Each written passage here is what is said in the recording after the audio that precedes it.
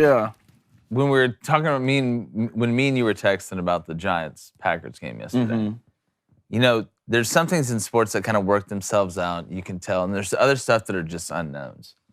And I like you said something to me that really resonated. Too. Well, I appreciate that. Happy Monday. Yeah, absolutely. What were you saying about the Giants and Packers? Well, I just don't know if the Giants are good or if the Packers are just trash. Like, I can't really, I was looking at that game, I couldn't decide. I don't know if anybody really knows. I don't even know if Daniel Jones knows. Like, after they even won the game, he was looking at the scoreboard confused. Yeah. Like, I don't understand why you look confused all the time. You went to Duke. Well, my thing is like, why ain't you just been playing like this? Yeah. It's not like you got unbelievable new pieces all around you, the Giants. Like, Saquon's healthy, okay. I get that. The defense has typically been pretty good. It's just Daniel Jones just isn't screwing it up. Yeah. And he's running when he's supposed to run. It's amazing to me to watch him, especially after last year, just the mistakes. Like, all turnovers aren't created equally. No. He was throwing it directly to the other team. Oh, he was giving it to Yeah, directly to the other team. And now he just closes his eyes and runs across the road and just hopes he doesn't feel anything. That's what he's looking. And it's working. Sometimes you got to, they didn't pick up his fifth-year option. Sometimes you just got to be Frogger. But Cone, like I said, Giants, 4-1. Yep. Jets, 3-2. And game day was just in Lawrence, Kansas. I love it. For the Big 12. I love it. What, is this like the sports world? Is this like their homeless guy on Times Square with the sign that says the end is near? Oh, yes. Like, is Putin just going to nuke it? We're done. We're finished. Yeah, we're done. It's Keanu Reeves walking around judging in people. the meantime, you know, a lot of good football. Can we just make it past this weekend? There's so much good college football this weekend. Yes, we got one more week, and the parity is off the charts. Yeah. So before the Earth is done, there's a lot of parity in football. Well, it's like they said we got, 12 years until climate change blows up the world or whatever? 12 years. That was 30 years ago. No, what I'm saying is if that's the case, hopefully we get the expanded playoff. We got a good 12 years ahead of us. Parity in college football, I think it'd be a good way to go out. You look me in the eyes and tell me, hey, man, you got 12 more years? Surprise me. Are we shaking hands? I would have took the under. You beat the odds. You would have taken the under? I can't believe we made it this far. Look at us. That's such a great point.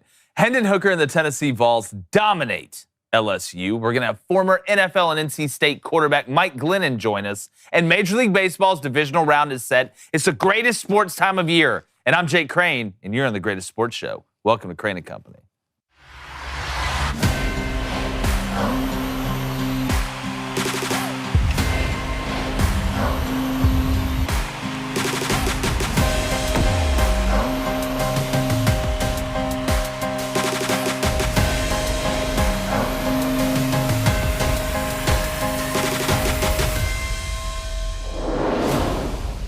Most of the offseason quarterback Heisman hype centered around Bryce Young and C.J. Stroud with a little bit of Caleb Williams mixed in. Now, every now and then, you'd hear someone mention Tennessee quarterback Hendon Hooker, and the hope was around him maybe getting an invite to New York, but he'd really have no shot at winning the thing. Well, fast forward halfway through the season, and Hooker isn't just hanging out in the conversation. He has become who the conversation is about. His Tennessee team is off to a perfect 5-0 start and just garnered a glittering number 6 ranking in the latest AP poll. And he's been near perfect in conducting this NASCAR high-pace, high-profile offense of Josh Heupel. Now, he has 10 touchdown passes with no interceptions. He's on pace for about 500 yards rushing with 3 more touchdowns already. And even without top wide receiver Cedric Tillman, Hooker has operated the offense smoothly and seems to make more right decisions than Bradley Cooper on the limitless pill. His biggest stage and chance to make a huge Heisman move comes this weekend at home against undefeated Alabama and Bryce Young. We all know how much the Vols have struggled against the Tide, saying the recent record is basically equivalent to screaming Voldemort in Knoxville or around the Tennessee campus. But the main thing for Tennessee is just to win. But without a doubt, there will be a couple Heisman opportunities out there. And if Bryce does play quarterback at Alabama, expect even more Heisman opportunities.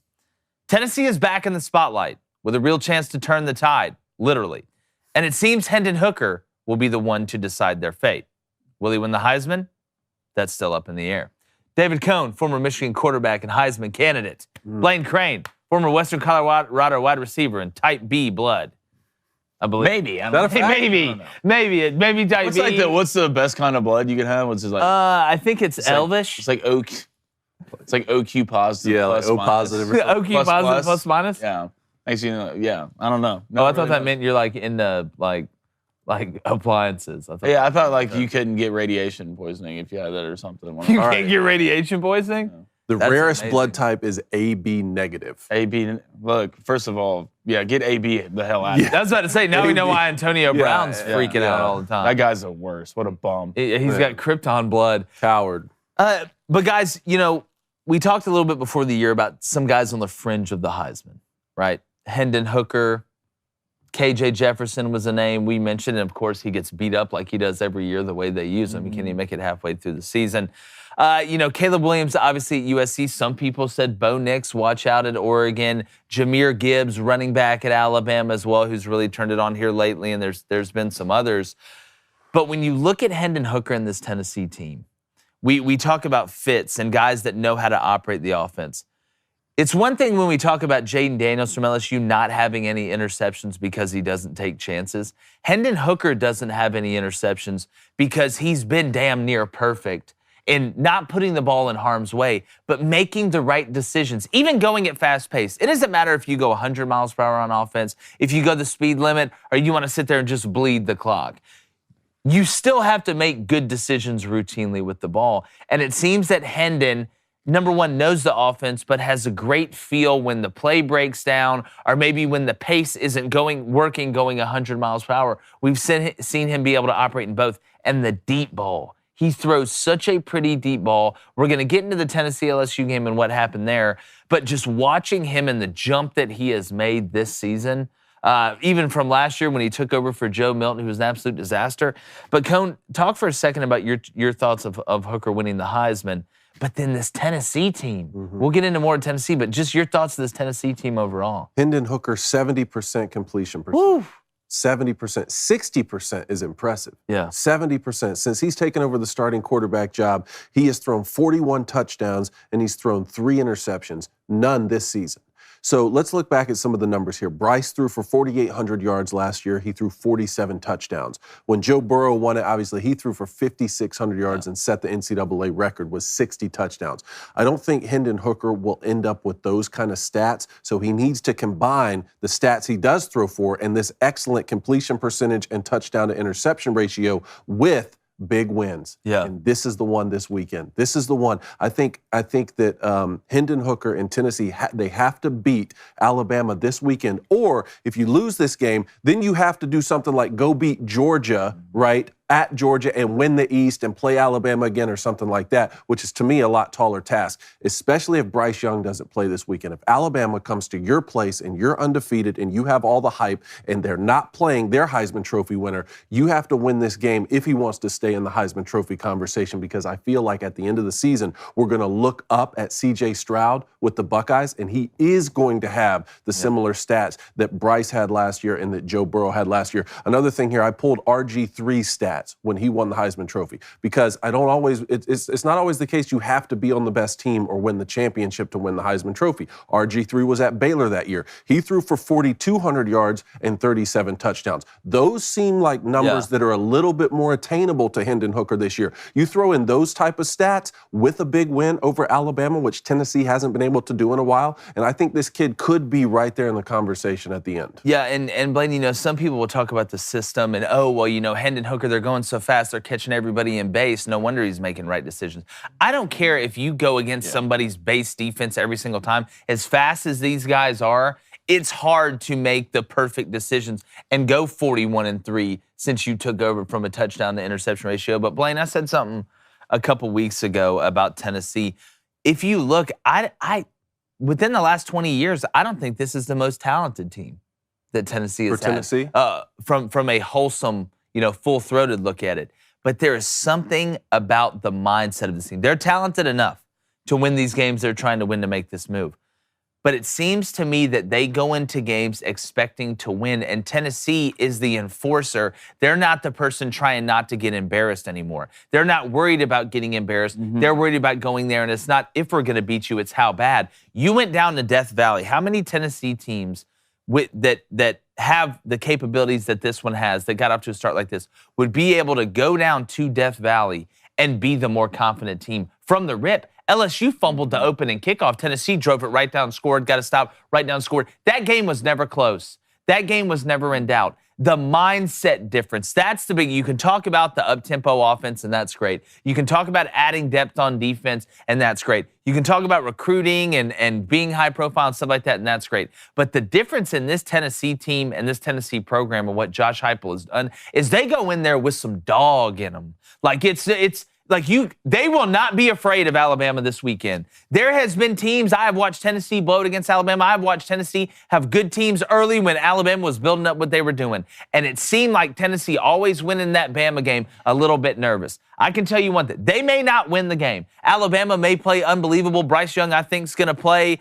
This could be his Heisman coming out party, whatever, this weekend. But I can promise you one thing. Tennessee ain't scared of these cats anymore. Heupel and them's not scared. Hooker and them's not scared. That offense, Brew McCoy, all those guys, they're not scared. That defense that just went down to LSU, and I know Jaden Daniels and them aren't exactly the Globetrotters on offense, but they were hitting people in the teeth. Say what you want about Tennessee, but old scared-ass Tennessee's gone. New Tennessee's here. Upset Tennessee's here. We're ready to play you. It doesn't matter where you're at. Tennessee's here. What do you think? No, I agree. I agree. And the thing about it, you can watch it with this Tennessee team's experience matters. Right? Experience matters in the SEC, whether you're on the road, whether you're at home. And it looks like Tennessee's not playing to who their opponent is, but they're just trying to max out the potential of themselves. There you go. And Hendon Hooker comes in as a senior, second year in this system. Last year, he did well. He looked comfortable, but now he's set. He knows what the expectations are. He knows where the ball needs to go. He knows when to run. It's just the little things that Josh Heupel does. And this is what you talk about when you hire a new coach.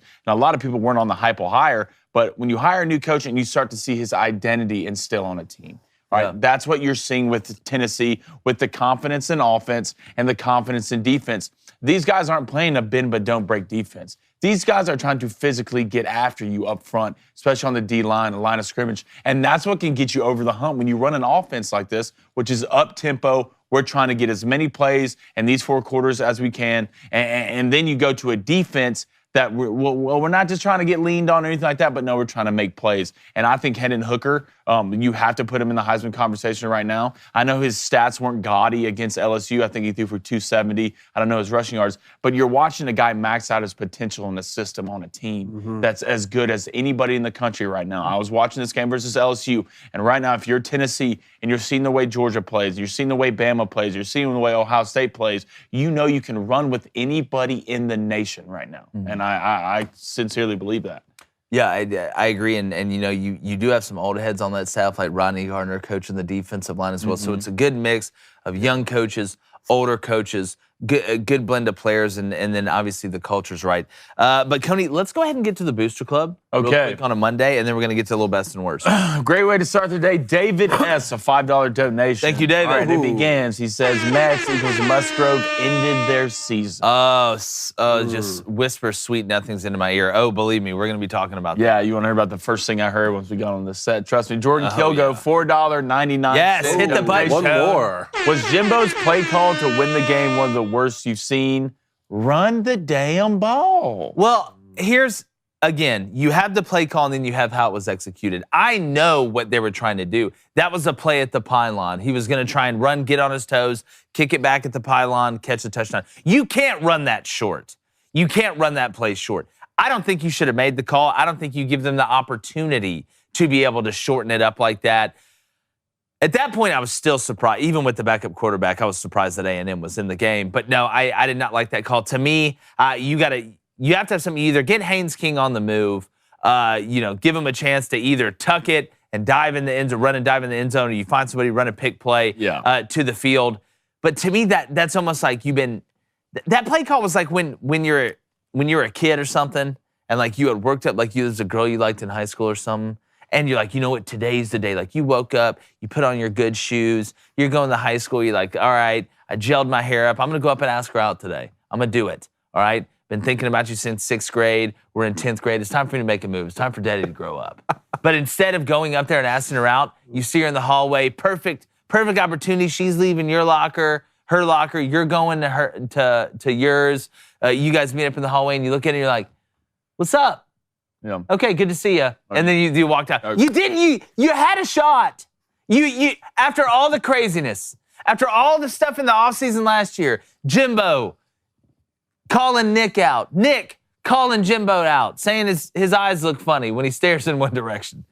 But you had a chance for glory, Cone, and you just said what's up. That's exactly what that play. You didn't even ask her out. You just said what's up. You're like, I'll do it tomorrow.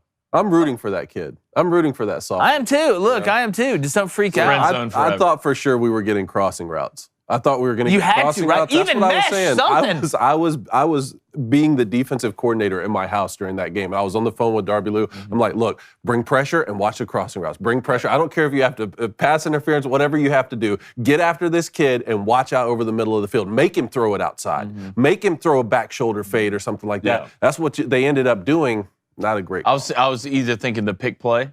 Kind of we saw what Clemson versus Bama. Yeah, a 2-point play. A 2-point play, or that little fake toss shovel pass inside. Yep. To A-Chain. To A-Chain or whoever it may be. But that play always seems to work. Like the Bengals ran on the last 2-point night. conversion. Let's go to Crane Crazy _CPA 12. He says, "What do y'all think Tennessee? Why do y'all think Tennessee continues to be ranked behind teams that haven't played a ranked team? Yet UT has beaten 3 teams that were ranked at the time. Is this a purely preseason poll bias that needs to be eliminated?" Yeah, it's in the coaches poll too, is what I was going to bring up. Yeah, I get if a team doesn't lose, not moving them down. Like I think you'd have a hard case. I mean, you're number 6 in the AP poll right now, so let's not act like you're number 12 or number 13 or something like that. And you've got to remember, Ohio State and Michigan, what they play each other. Okay. When you look at a team like USC, right, and then you look at a team like UCLA that's climbing up, where they picked some of these higher brand schools, the USCs, like I mentioned earlier in the preseason, if they don't lose, they are not going to really knock them down on a consistent basis. You may see one team every now and then that gets jumped, especially if they've played absolutely nobody, but you're not going to see Michigan fall after beating Indiana on the road. You did win by 3 scores, but I get it. If you're a Tennessee fan, or you're a Tennessee member of the team, or you're on the staff, that should give you a ton of confidence. You're going to get your shot. All right, you beat Bama. There's no more, where are we ranked now or anything like that. You beat Bama and Georgia, you're in the playoff. You could lose one regular season game and still be in the playoff outside of losing the SEC championship, which I don't think they'd lose a regular season game if they beat Alabama and Georgia. But you go ahead and win one of those two, the rankings are going to work themselves out. Now, I'm with you that preseason polls are meaningless. I'll scream that from the highest rooftop. We've talked about it on this show. That's why we didn't drop our power rankings till going into week 4. But you're going to get a chance to see it worked out. That's why I think they do that way, because they know it's going to get worked out. I tend to lean into the coaches poll a little bit more because they know really, what's going on. But they have Tennessee at 8. And so I saw this late last night because I was wondering how's the coaches poll going to shake out the first 3, just like we were talking about. Alabama, Georgia, Ohio, especially after Alabama fell to 3, right, in the national poll, and the Buckeyes moved up to number 2. I looked at the coaches poll and I saw Tennessee all the way down at 8, and even UCLA is 12 with Oregon, who has a bad loss to Georgia, above them. Those are a little bit surprising to me, but again,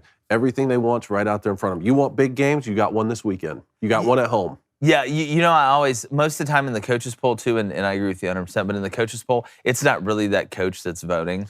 It's like some proxy, and they're always going to try and vote whatever helps their team the most. So I used to think in my mind, like, man, the coaches poll, like, this is the best poll. Like, this is the poll that's got to be the most realistic snapshot, because those coaches are like, all right, we've seen this team, watch film on this team, I vote them here. And then I thought to myself, after being in it, I saw our head coach. He didn't even vote for Sunbelt Media Days stuff. Like, really? He was going to win Yeah, it's a proxy to somebody else. And now everything is such in the spotlight. Every move, every tiny move is like monitored. So whatever they're voting in some way is trying to do the best thing for their team. So in my mind, I'm like, the coaches poll may be the worst poll to look at. I just think there's different theories you can think about. But I just remember seeing a certain head coach, I'm not going to say, not vote for any preseason player of the year, not put anybody in any order when it comes to the preseason coaches poll for the Sun Belt and stuff like that. And I know that Nick Saban on Sunday's not like, guys, everybody stop, cancel the meeting. I've got to go make my coaches poll vote. And I definitely have to do all my research. How did UTSA do this weekend? Yeah. I like him at number 22. Like, it just, sometimes I think it may be the opposite. All right, let's go to Baby Sore's dad, Cone. Should Michigan fans want us to fall in their rankings? Because if we win out It doesn't matter what we are You ranked. shouldn't want them to fall, but don't get worried if they do fall. They did fall to 5th, I think. But look at Alabama and Georgia. Exactly. No, like I told Jake last week, I'd rather us be outside the top 25 and keep playing good football. Yeah. That's all we want, is to keep playing good football. And the same thing for Michigan. Your biggest games are still ahead of you. Look at someone like Clemson. Some of their biggest games are behind them now. Yeah. You've gone on the road and beat Wake. You beat NC State at home. For Michigan, for Tennessee, for a lot of these teams, your biggest games are still ahead of you. We're going to find out a lot when you play Penn State. Obviously, November 26th, you have your biggest rival on the road in the Horseshoe. So you shouldn't want to fall, but also maybe you shouldn't want to climb up too high either. You can't get complacent. What do we always say? Keep it what? Steady. Nice and steady. You got to keep it steady. All right, let's go. DW Nicholas here. Is Hendon Hooker a first-round draft prospect? I mean, right now I'm looking at it, and see, I don't want people to think, oh, well, Hendon Hooker's just good because of the system that he's in. If you watch him physically, if you watch the way he goes through reads, if you watch the way he reacts, if you watch how comfortable he is in the pocket, and then his ability to run, I think Hendon does have a chance to be a very high draft pick. First rounder, I don't know. I'm not ready to say that yet. I think that'd have to be something where he, go to the Senior Bowl and really show out. I mean, this quarterback class, when you look at it, with Bryce, with Hendon, with C.J. Stroud, obviously, you look around the rest of the country, and even with NFL quarterbacks playing so early now, hell, you just saw Kenny Pickett start his first game, even though it was against the Bills, and that was an absolute murder show. I would not be surprised if Hendon continued to move up draft boards. You got other guys like Jake Haener out there. I'm interested to see what they think about Grayson McCall as a pro prospect. I don't think he throws it well enough to be taken 100% seriously, but it's going to be interesting to watch Hendon. But speaking of interesting, Cone, let's get to best and worst. Let's do it. Best and worst. Let's start with college. Who's up first? I'll go first. Number one, like and subscribe to this video. Make sure you're subbed to the channel. And remember, if you donate, your question does get asked, regardless of time, and it's unbelievably punctual and prompt. My best is Quinn Ewers, guys. He comes back. The golden one for Texas. Blaine gassed him up in the offseason. I got to give him some credit. He's, already better than Blaine Gabbert, the best Blaine, because he was right about one thing. But when you look at Quinn Ewers, and we talked about this yesterday on the recap, it's great for Texas and it's great for college football. They absolutely slapped Oklahoma around the yard. I know Dylan Gabriel was hurt, and they let that curly-head kid who transferred in from Pitt come in there and just, be a 7-foot disaster. But Quinn, we talk about arm strength, right? Being able to fit balls in and throw the whole shot in cover two and be able to drive the dig and throw the ball 70 yards on a line to some guy that runs a 4.2. But there's nuance to playing the quarterback position. Mm-hmm. There's nuance to pitching in baseball. You got to have some touch. Sometimes you got to know when to throw the changeup. Sometimes you got to be able to float it in between two guys, just that perfect depth, perfect arc, and perfect velocity. And Quinn just has it. He's a natural thrower of the ball. I know Oklahoma not really busted coverage yesterday, but just got ran by a couple times. Thought the offensive line from Texas, which that's going to be the key for them bridging the gap going forward, did a pretty good job. But Quinn has an uncanny ability and knack and instinct just to be a natural thrower of the ball, whether it's a lollipop slip screen, whether it's darting the slant in there, whether it's throwing the out to the field. He had the one bad play where he tried to throw the ball away and it came out the right side of his hand. Had that. If you've ever thrown a football before, you know that that's happened before. You understand what that is. But man, Quinn, his ceiling, his body's only going to get better. He's only going to get stronger. But watching him mentally too, the game looks slow. He's too young for the game to look that slow, and that's how you know you got a great one. When you match the arm talent with obviously the want to, but the IQ and the natural football ability mentally. I thought he was fantastic. Man, he is. He's so balanced in the pocket. I think he went for 289, 4 touches and an interception, like a 93 QBR. It's a pretty good day at the office, David. Thick Morgan Wallen. Do what? Thick Morgan Wallen? Morgan Wallen, yeah. Thick Morgan Wallen with the mullet, yeah. But throws it like Aaron Rodgers. Yes, yeah. Man, a lot of great bests to pick from in college football this weekend. I was thinking maybe either South Carolina, huge win at Kentucky, or the Quentin Johnson kid, 206 yards receiving for TCU. But I'm going to go with Zach Charbonnet, the running back at UCLA. I remember when someone sent me this kid's tape for the very first time when he committed to Michigan, his high school highlights. I love the way he runs the football. Again, I don't know what happened at Michigan. running the ball well too with Blake Corum, and they had Hassan Haskins last year. But this guy, like you said yesterday, Jake, Zach Charbonnet has added a level of physicality to this UCLA sets the team tone in a way that I don't remember Brian Kelly really having at Oregon, even when he had great seasons, you know? So I think 198 rushing yards, something like that. Yeah, 198 rushing yards on 22 carries, averaging 9 yards a pop on the ground. It's incredible. And this UCLA team is undefeated, all right? They still have their biggest rival ahead of them in USC, who's also undefeated. Oregon's still in the mix in that conference. Like the Pac-12 is coming on strong, man. Well, to me, it's funny. UCLA, and we talk about, transfers and transfer portal and the positives and negatives. To me, it seems like when Zach Charbonnet went to UCLA, it brought a toughness factor to them that they had to have. I think it made DTR so much better mentally. Not that he was weak, but there was always something. He was always trying to do too much. It was always, I'm going to do it myself. I'm going to run around and we're going to find a way to improvise and do this. Now it's almost like, you know what? We got a guy that can line up and bring the hammer. I'm going to do my job. And just from a mental standpoint, he just looks tougher to me. DTR, he's always taken hits and gotten back up. And I'm not talking about that, but just from a kind of a competitive attitude, a competitiveness, and the edge. UCLA looks to me to be doing what Utah has been doing in the Pac-12, which be the only physical team, right? It's like Jay-Z said, less is more, there's plenty of us. It seems to me that UCLA is doing typically what Utah does in the Pac-12, but what Baylor and Oklahoma State did last year. They're turning a team that's typically a somewhat finesse, score a lot of points, let's mix up formations, go out wide, change the splits from wide receivers, use a running back in the passing game, to, you know what? We're going to win games with physicality. And that coming from UCLA in the Pac-12, really the Pac-10 right now, and them going into the Big Ten. I know Charbonnet is not going to be there forever, but that is a great sign if you are a Bruin fan, one of the 13 that go to the games. I agree. And their fans need to start showing up to games. You need to start showing up. I'm really sick of Look, I know Rodeo's sick. Jennifer Aniston's out there, putting seaweed all over her face and spas and stuff. My best is stay in the quarterback room. I'm going to go CJ Stroud.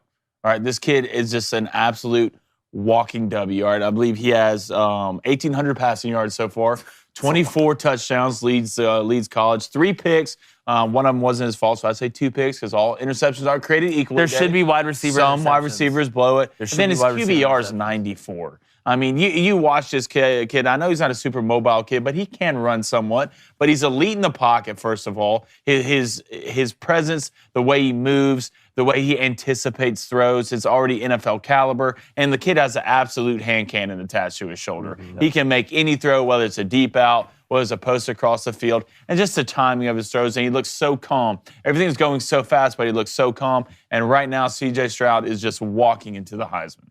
Well, I think he's done a really good job with the receiver room, a little bit beat up too, which at the end of the day, as crazy as it sounds, maybe the best thing that could have happened to Ohio State, because guys like Marvin Harrison Jr., you get other guys that when you have to play the Bamas or you play the Georgias or the Clemsons or who you're going to have to beat at the end, they know who your dogs are. They know a Jigba's a dog. You have to have other guys that are one-on-one in matchups because that's what the game's about. It's like you look in the NFL. What are they trying to do? They're trying to put their best experienced players on offense, typically against your youngest, most inexperienced players on defense. When you look at kind of Ohio State building that depth up in the wide receiver room, that's the last thing any defense needed to see against them. Because, I mean, hell, Travion Henderson, you go down the list. He's been banged up too. Yeah. So it's not just Jackson Smith and Jigba. It's not just you've been without the number 1 consensus wide receiver in the country so far. You've been without what we thought was a top 5 running back in the nation too in Travion Henderson, and you're still undefeated. And I think they've won every single game by double digits. Yes. So they're a problem. I want to go ahead and go to worst. We'll get to the Boost Club after this. I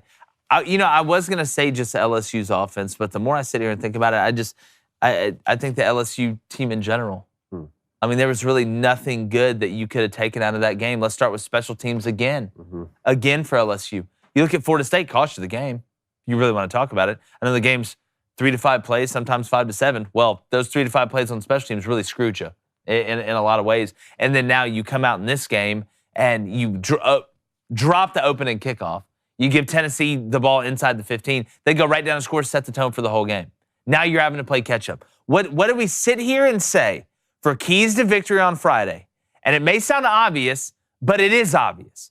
LSU cannot keep getting down You're down 17-0 to Auburn, who couldn't score if you gave them 100 tries in the red zone against a defense that's worth their salt. You're down 17-0 against Auburn. You're able to come back because Auburn's a bad football team. Some of these games, Mississippi State, you're able to come back because they dropped passes and dropped a punt. LSU has had to win taking advantage of other people's mistakes and not making their own mistakes. And you would think at home, in a game of this caliber, in a week where Brian Kelly would come out and say, Jane Daniels, I want you to take some shots down the field. You have no interceptions, but we're not getting a return on our investment. You'd have thought LSU would have played at least their most clean game of the year, giving themselves the best chance to win. It was basically the opposite. I don't want to take away any credit to Tennessee for going down there and handling business. They handed you gifts. You accepted the gifts. You unwrapped them, took them upstairs, and got excited. But LSU just overall as a team, the fans showed up. I know it was an early kickoff. Hell, they went straight from the bars to the game. I mean, it was more hammered than Home Depot in there. They did their part. If you look at Death Valley, the program did not do their part. The players did not do their part. The coaches did not do their part. Jay Daniels still scared to throw the ball down the field. He threw for 300 yards. That's the thing. Now, at the end, when Tennessee was playing umbrella coverage and they had guys running wide open, but you still refuse to throw the ball more than 20 yards down the field. And if you keep on doing that, I'm not even talking about the special team mistakes. I'm not talking about the defense letting Tennessee get in a rhythm and just going up and down the field on them the whole time. Run game, pass game, run game, pass game, run game, pass game. What I'm talking about is you are taking no chances on offense. So you can't decide we're not going to take chances on offense or we're going to keep playing the guy that's not going to take chances on offense while still making every mistake in the book in the other phases. I'm wondering at some point if next game Jayden Daniels does not take chances down the field or does not show improvement in that area or threatening a defense vertically in the back third, if you don't see Nussmeier start to play a little bit You think more. so? I would not be shocked. Well, they have the weapons out there. I'm wondering, where is Hassan Butte? Where is this guy? I mean, I'm looking on the back of the milk carton, man. It's missing in action. I don't know. But again, the win against Mississippi State at home was their most impressive win so far to me, and I thought they'd be able to replicate that. But my worst of the weekend was Memphis. Memphis, you had Houston beat. Oh, yeah, that's bad. You had Houston beat. Memphis gave up 26 points in the fourth quarter, plus an onside kick, plus the game-winning drive, which, hey, the overhit, though. Oh, I was about to say. The overhit. So there's that. But Memphis, you had Houston beat. Let them come back and take it. That's just deflating if you're Coach Silverstein in the group. Just deflating. You know, that Houston-Memphis game has been kind of a sneaky good rivalry. Mm-hmm. And if you're Dana Holgerson or you're me sitting on the couch praying that somehow the over hits and you've got it at, let's say you bought it up a point at 59 at plus 130 when it was 57.5, somewhere around there, 58. You're sitting there. You made your mind up. You, yourself, and God realized after the third quarter the over wasn't hitting. So now you're just watching it because you enjoy football, and you're hoping Nevada can find a way to cover the minus 40 you took them against Colorado State, which is basically like a powder puff team mixed with Library, which they didn't. Would like to go ahead and take this time to tell Nevada, I'll never forgive you. And that big, like 19-foot tall quarterback you guys got is about as useful as a no-armed hatchet thrower. But when you look with that game, when they got the onside kick, I knew they had to have an onside kick. Yeah. And Trahan, that big block of a man, goes and gets it. I knew then, with 1:20, that the over was going to hit. Feels good. Feels good, but not if you're a Memphis fan. Go ahead. It always feels good to hit an over. I mean, it always feels good to hit an over, especially in that way. But can I say, can we stop during these broadcasts having guys go to like restaurants in town and eat, and y'all tell me about like the ribs while the game's going on? Like, can y'all not before the game? Can y'all not do this like before the game, or maybe on like some extra thing? Like, I don't care how much Todd Blackledge loves the barbecue baked beans in Blacksburg. You know what I want to see? 3rd and 6. That's what I want to see. Like it's great. It's great that these guys go to like these towns. Like, we're going to Mama Chappie's. Mama They've Chappie's? been here for 325 years since Americans landed over here. The colonialists landed over here, and we got cornbread and beans and putting it together. Like, guess what? That's great. You want to know else? I got Houston -3. Yeah. Okay, I want to see the game. I don't care how good Mama Chappie's 300-year-old corn salad that's grown in the backyard I don't like with raccoon Obama meat. Chappies, man. I want a plate right now. Not It does sound pretty good, actually. Not though. a big corn salad guy, I'm going to be honest. corn salad. You're not a big corn salad guy? Not. All right. Well, speaking about corn Hold on. Can I do my worst?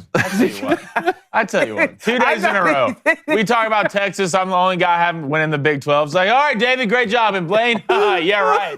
All right, let's go on to the next one. I thought you said your worst. Gracious. Can you say your thing about Brian Kelly, an invisibility cloak on over here. Yeah, it's Utah. It's Utah's defense. Kyle Whittingham, what your structure was running the ball and stopping the run. You got absolutely obliterated in the run against UCLA. You gave up 6 yards. They're good up front. You gave up 6 yards per carry. Woo! I know you lost Evan Lloyd. I believe he's with, I can't remember. I think he's with the Cowboys or something like that. He's running around tackling somebody. Yeah, he just went on freaking out for 4 quarters. he's but with the that Jaguars. defense, or Jaguars, yes, yeah. excuse me. That defense does not even look remotely the same as it was last year. I know you lost that piece, but still, the entire thing shouldn't come crumbling down. UCLA physically beats you up. And what are we not used to seeing teams do in the Pac-12? Is get into the ring, get into the octagon with Utah, and just look you in the eyes and say, these are rated E for everybody. And then you proceed just to absolutely put your hands on that kid and walk out. And that's what UCLA did. So if you're Utah, there's certain ways to lose, but getting physically dominated by a team like UCLA, you don't see that a lot. Cam Rising can't turn the ball over to the way he's been doing once they cross midfield.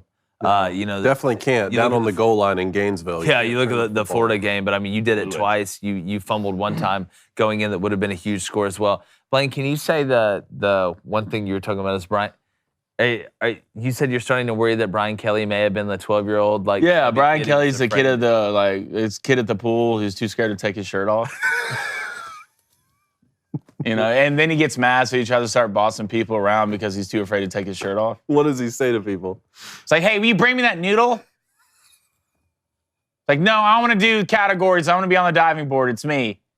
Don't look at me. Yeah, it's just like, then you guys like, then you like, he's like, he has the goggles on. He's over in the corner eating a sandwich, just destroying it. He doesn't want anybody to see it, so he's hiding over there. So he's that kid for sure.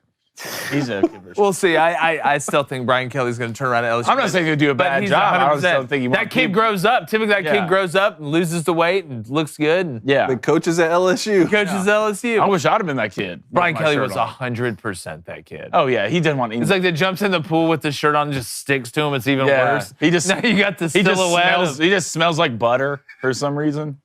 No one knows why. He's that kid. Can we get an NFL best or worst so we can actually let's go to the booster club real quick. All right, we have a Lord knows what's going on. $5 donation by Hunter Fournette, not Leonard Fournette, who did drop a 35-piece. Yeah, he did. Super stoked about that. He says, I'm sorry, but 239 yards against LSU isn't a Heisman moment. He beats Bama and Georgia. That's a Heisman moment. Oh no, we agree 100% with you, but it's steps that are building up to a crescendo. You're putting yourself and your team, which when you're looking at the Heisman, you need to play in big games to be able to have those Heisman moments. You are setting yourself up to have that chance. If anything's a done deal right now, it's C.J. Stroud, if you want to be honest, for the Heisman. But for guys outside of the Bryce Young, C.J. Stroud conversation, Hendon Hooker has put himself and that team has put themselves in position to be able to have a chance to take that step. All right, we have a $10. Hit the button, David. From Jay Lawson, he says, boys, thanks for the bets on Saturday. Yes. Absolutely, my guy. Yes, it was a great Saturday. We're going to get to bets, believe me. It's a month, guys. It's a good situation. And guess what? I didn't even write anybody's bets up there but mine because last time I did that, we had a really big weekend. So I'm trying to think maybe it'll be a little bit typically it's Blaine whose bets I don't write up there, but I feel like if I write everybody's up there, it'll make the trip over there even more worthwhile. Okay. I'm an efficiency guy. Okay, let's go to Travis Elrod, hashtag Ask Crandon Company. Elrod. Start bench cut, boys. Quinn Ewers, Bryce Young, Hendon Hooker. Oh. Right now? Right this second. Right now, I've got to start Bryce. Yeah. I've got to start Bryce. Like now while he's hurt, or? I'll start Bryce. I'll bench Hendon. Quinn, great future. Excited about what you're bringing to Texas. Will you be in the SEC? I don't know. You'll probably be gone in the draft by then. Here comes Arch.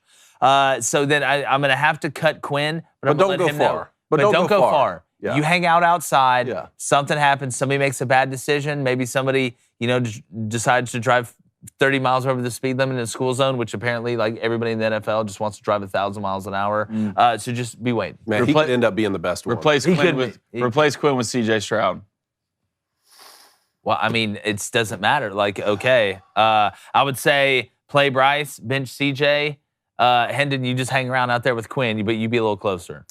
But I think C.J. Stroud might be a better pro. Than Bryce? Mm-hmm. I don't think so.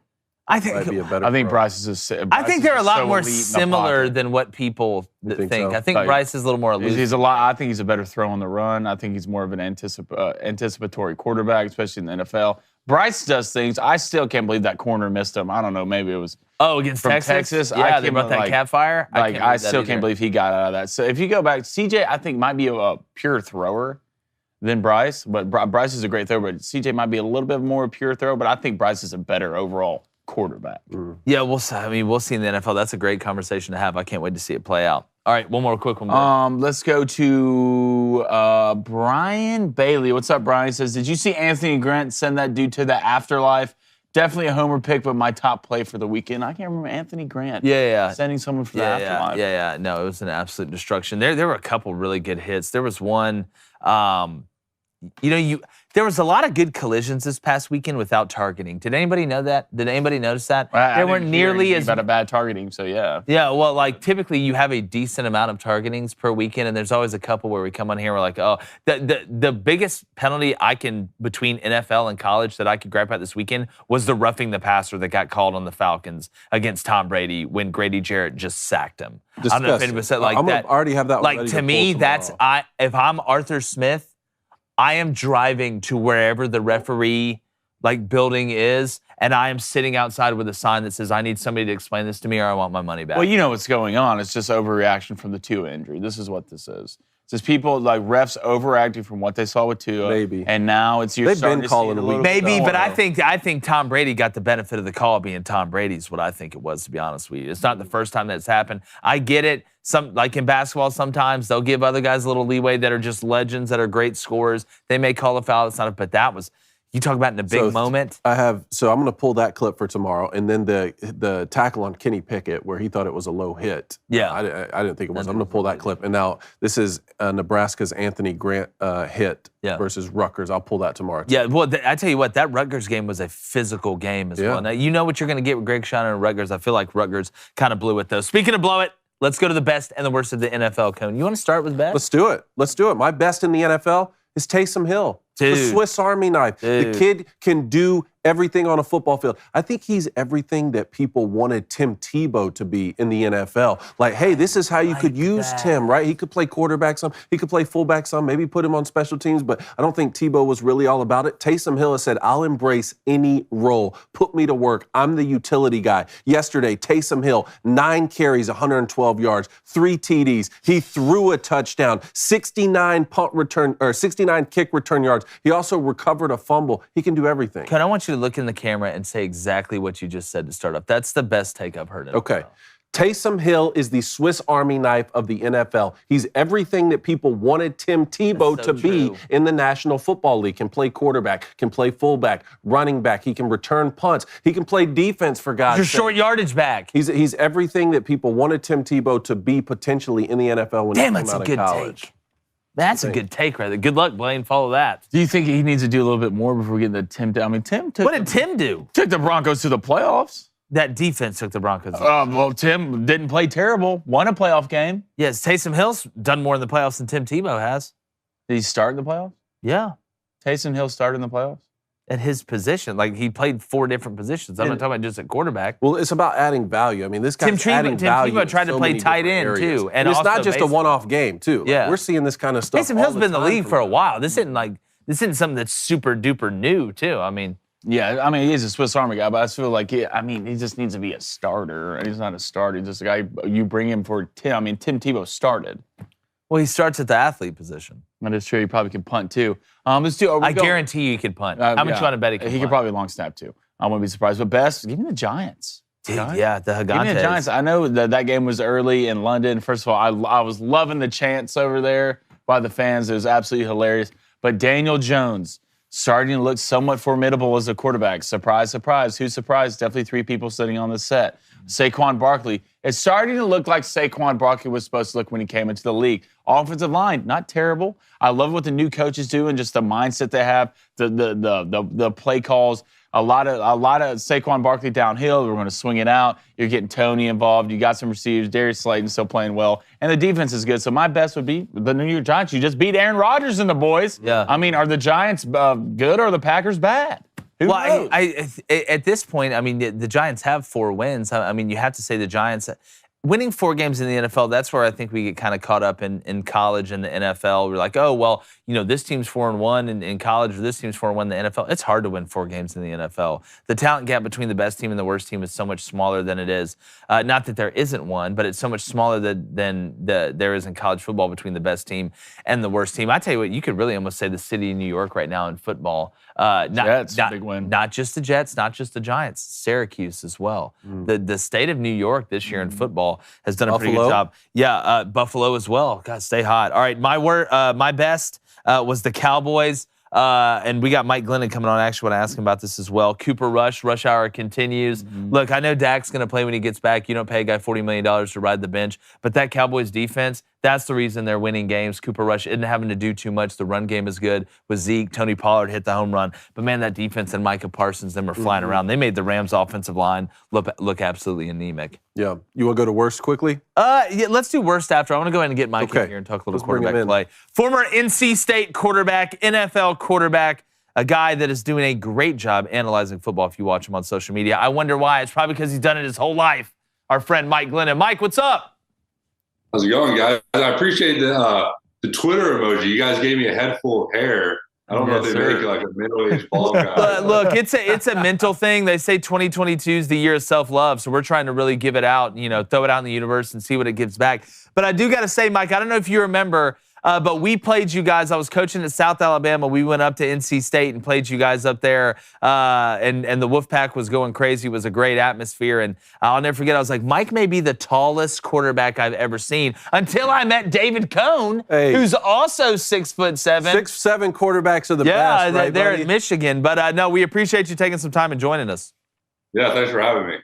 Definitely. Well, I want to hop right in. We let off talking about Hendon Hooker and the Heisman. Obviously, you look at C.J. Stroud and Bryce Young and guys like that. But really, Mike, as a guy that went through it, you see Hendon Hooker transfer from Virginia Tech to Tennessee, have to beat out Joe Milton basically during the year last year to win the job. Can you talk about just what it takes to be able to win that job at a place like Tennessee and then just take off like he has? I mean, 41 touchdowns, 3 interceptions. Tennessee's in the spotlight, and they look like they're for real.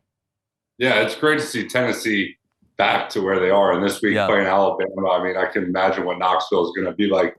But Hendon Hooker coming from Virginia Tech, Virginia Tech struggled when he was there with Joseph Fuente. Then he goes to Tennessee. And like you said, he's hopped into this Heisman conversation. And I don't know a ton about really the history last year of what happened, but he's playing at a really high level now, has Tennessee back. And deserves to be in that Heisman conversation. So we'll see how the rest of the season plays out, but definitely have a big one this week hosting Bama. Yeah, and when you see that type of pace and the way Tennessee plays, Mike, you have your methodical offenses that they're going to make sure, you get lined up, take a little time out of the play clock, run to set up the pass. But Tennessee does it a little bit different. Do you think the main goal when you are going that fast is to either catch the team in base the most or try and wear them out the most as the game goes on, and even early on, halfway through that first quarter, second quarter? Or would you say it's an even mix of both? I think it's an even mix of both. But what I always like about tempo is as a quarterback, it almost takes a lot of the thinking out. Like you don't even have time to think. You're just out there playing, reacting. And that's why you see a lot of quarterbacks in 2-minute drills really get going, because if there's a quarterback that I think is struggling, I would want to see him go fast, because it allows you just to not overthink. You could be at the line of scrimmage trying to figure out what coverage they're in, whatever they're doing. But if you're going no huddle, there's no time for that. So you just play fast. And I think that helps a lot of quarterbacks out.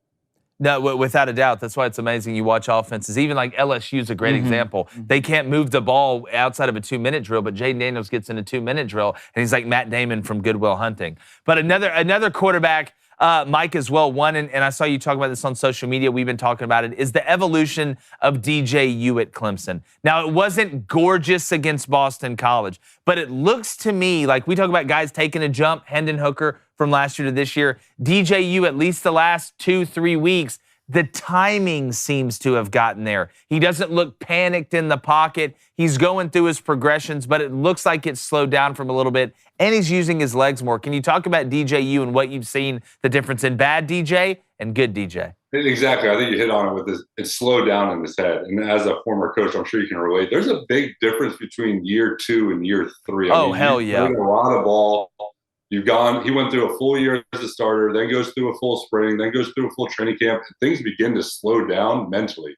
And that's the biggest thing I've seen. He had the physical tools last year, but you could tell his brain was just going a million miles an hour and trying to figure out what coverage they're in. And now he's at a place where he's seeing the picture well. It's slowed down in his head, and that's allowing him to play fast and be accurate. And he didn't play as great against Boston College. The first half, they weren't great. But still, you just see him going through progressions. He has the arm. He throws an incredible deep ball. Mm-hmm. And the last thing you hit on is he's running the ball well. And he's turning into somewhat of a dual threat, and that you got to respect him as a runner as well. That's really how they beat NC State was him with his feet. So he's made tremendous strides, and he's going to be a player in this league. And if he keeps playing the way he does, Clemson can be right back into the college football playoff. I'm with you. To me, that they're scary as hell now. You had that defense with an offense that has shown the capability to move the ball with some weapons outside. Clemson's pretty dangerous. Yeah, he's certainly improved. I mean, let's stay in the ACC because NC State, your alma mater, has produced some of the best NFL quarterbacks we've seen. You, Russell Wilson, our friend Phillip Rivers, certainly. And now they have another good one, Devin Leary. I think he throws the best football in the country. And it's not just him. You look around at Wake Forest has Sam Hartman, Tyler Van Dyke down at Miami. Out of all these great quarterbacks in the ACC right now, which one do you think will take that next step to be a great pro? Unfortunately, it's NC State's arch rival. It's Drake May at UNC. I mean, this guy is a star in college football already, and I think he has star written all over him for the next level. I mean, I see Justin Herbert. He has done it all. He steps right in as a redshirt freshman, first time playing, and he has not looked back. He's got the arm, he's got the size, he's got the athleticism. To me, he's clearly the best quarterback in the ACC, and he has the highest ceiling. But I do want to talk about Devin, because Devin Leary can absolutely spin it. I mean, if you're around him, the way the ball jumps off his hands, it's special. The year hasn't been as great as he wanted. He has an injury now coming off Florida State where he got knocked out. So I don't even know what his status is going forward. But I do want to give Devin credit because he has an NFL arm. Just unfortunately hasn't been able to showcase it as much this year. Yeah, when he throws it, man, it just looks different. I want to jump to the NFL here because Jake was talking about the Cowboys a bit. Dak Prescott injured in that first game against Tampa Bay. Since then, Cooper Rush has gone 4-0. He hasn't lost a game yet. In your opinion, when a quarterback is undefeated, even if he's a backup quarterback, Dak Prescott he's not Tom Brady, he's not Aaron Rodgers. He hasn't done enough to really, defend his starting role from someone who has won every single game. What do you think is going to happen when Dak Prescott comes back and he's ready to play? Is it a no-brainer that he takes over as the starting quarterback, or do you have to let someone who's won every game continue? Yeah, I saw someone say, I forget who it was, I don't know if it was Richard Sherman or someone was like, they're paying Dak too much money. He's going to be the starter, and Cooper Rush has done a phenomenal job. But, in the NFL, it's a business, and when I don't know how much Cooper Rush is making, I know it's a heck of a lot less than Dak is. Dak deserves it. I mean, we're talking about a guy that is their franchise quarterback, but I'm sure the Cowboys feel very good about what Cooper Rush has done, stepping into the role undefeated as a starter. I'm sure a lot of people were a little doom and gloom when Dak went down. Is the season over? But you got to give Cooper Rush credit, and you got to give this defense credit because this defense is scary and they're playing really well. Yeah. The crazy stuff's going to come if first game Dak comes back and they lose. No, what about 3 in a row? What about 4 in a row? That's when it gets interesting. Yeah, we'll see that. I think that defense is too good. I mean, it's got that D-line is Super Bowl. Micah Parsons is straight out of Lord of the Rings. Well, and DeMarcus Lawrence. Yeah. He scored yesterday, didn't he? Yeah, I think it was second drive, Matthew Stafford fumble. Hey, we're talking about quarterbacks in the NFL. Let's stay in that room. Let's go to the Denver Broncos. All right, Russell's supposed to come in. Russell walks on water. Don't worry, he's going to fix everything. What do you think the problem is right now is Denver? Is it Russell? Is it the system? Is it they're young? Is it the offensive line? Because right now, they're one of the worst offenses in the NFL. It's hard for me to say. I don't know exactly what's going on. Clearly, it hasn't been as smooth of a transition for him, whether it's the offense, whether it's guys around him. But being around Russell, I do know that he's going to do everything in his power to get the ship going and back in the right direction. He's very self-resilient. He's going to work his ass off to get this thing going right. So whatever it is, I do think Russell's going to find a way to get it fixed. Yeah, I mean, look, Russell Wilson's been in the league a long time. It's a long season. The Broncos do have some pieces on that defense. Offensively, the offensive line's been a little bit of a letdown with me. Our buddy Dalton Risner over there, I know they were expecting big things this year. But Blaine, let's get to the Booster Club before we got to let Mike ride. Let's go to Josh with the question, #Ask Mike. What do you make of the AP poll dropping State spot even after the hard-fought FSU win? And how much does that have to do with Devin Leary getting injured? Yeah, I mean, it's one spot. I don't think it's the end of the world. And if you watch NC State play, up to this point of the season, they got away with one at ECU. Yeah. They didn't look great against Florida State. The defense played really well. But, I mean, we're dropping one spot. I don't think it's that big of a deal. I think Wake Forest jumped them. Wake Forest played Clemson better than NC State. Wake Forest beat Florida State better than NC State did. I mean, as an NC State fan, I think we should be happy to be in the top 15 after, yes, we're 5-1. But the eye test, our offense doesn't look like a top 15 offense, but our defense does. Yeah, we also got to remember they lost to Emeka Emezi from last year, who was an absolute stud and was the fixer when they needed it. All right, one more, Glenn. Let me get in here. Okay, let's go. Halfway through the season of the college football, do you have a dark horse team for the college football playoff? Ooh. Yeah. So I really focused on the ACC. And it's going to be hard to get another one in other than Clemson. How about Syracuse? Yeah, hey, undefeated Syracuse, Mike. Go ahead, Mike. Shock the world here, Mike. I do like Syracuse. I love what they're doing offensively with Garrett Schrader and offensive coordinator Robert Nye, but I mean, I can't do that. I mean, that's going to be a really hot take to say Syracuse is going to the college football playoff. I mean, outside in the ACC, I think it's Clemson or bust. I mean, I think Clemson's the only one that's got a chance to come out of the ACC. I agree. I mean, I think right now you're looking at probably Alabama, Georgia, one of Ohio State or Michigan and Clemson. I don't see anybody beating Clemson, Mike, now that they've gotten through those two games. And see, you never know. I know the ACC is a little bit deeper than I think what people give them credit for. I mean, hell, even Duke's been a problem this year, and they lose to Georgia Tech, who fired their coach, and now all of a sudden can't lose. And Pitt, too. Pitt's weird to me, Pitt lost to Georgia Tech. Pitt's weird. I know they've had quarterback injuries. Slovis has been in. Slovis has been out. I know the backup, I think his last name's Patty or Mayonnaise or Patty, some character from. I remember that from Doug. Is that Doug? From Doug. From Doug. Yeah, Doug Funny. Doug Funny. That Hey Arnold. Mike, were you more of a Doug or Hey Arnold guy? Yeah, I was at all. The football head. Yes. One year I actually dressed up as Doug Funny for Halloween. Did you? I can see it, Mike. I can see why you did that a little bit. Well, man. So I don't know. I like the both. That was big. I feel like Doug Funny was when I was a little younger, like 5 to 8, and then Hey Arnold was kind of like 8 to 10. Agreed. It was like Doug and Rugrats, and then it was like backyard baseball on the computer. We'll go. I think me and Mike are about the same age. We'll go straight down this rabbit hole. But Mike, I really appreciate it, my friend. We need to get you back. Everybody needs to go follow. I believe it's Mike_Glennon on Twitter. We need to get you back on, man, as we move through the year. See how NC State does. Sounds good. This is fun. Enjoy your day. Thanks, man. You too. Thanks, Mike. All right, Mike Glennon, great stuff there. Hey, remember, if you want to watch the rest of this, you can listen to it if you want to stay here, but if you want to watch it, head over to Daily Wire Plus, become a member, or listen on Apple, Spotify, wherever you get your podcasts. Subscribe, leave a 5-star review, and share it with your friends, or you'll be like that kid who's afraid to take his shirt off at the pool. We'll be right back.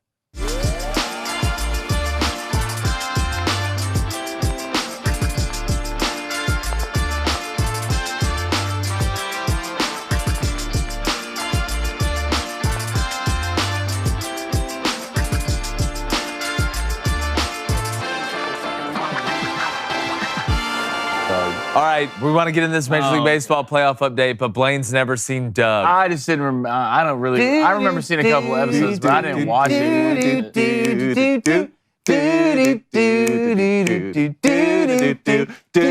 Yeah. There it is. There it Skeeter, is. Patty Mayonnaise, the whole game. That was the Blaine. move. Yeah. I'm going to tell you, speaking about the Sounded whole terrible. game. Speaking about the whole game, let's go to the Booster Club real quick before we go to Major League Baseball update. Sorry, I was looking up Doug Funny. Let's go to Ralph Denver. All right, Ooh. $5 donut. Hit that button, Cone. We're going clubbing right after this. 17-year-old Gannon Burr, Gucci down, took down USDGC in front of thousands of screaming fans yesterday. I'll buy a Daily Wire Plus if you watch highlights and react tomorrow. Okay, what's the name again? Gannon Burr? What is USDG? C. What's USDG? University of San Diego Go League. What is the sport? We'll pull it tomorrow for a Daily Wire Plus membership. For a Daily Wire Plus. Yeah, I need proof of a sub. Yeah, I'm gonna need a picture. Proof of a YouTube a sub. receipt. Yeah.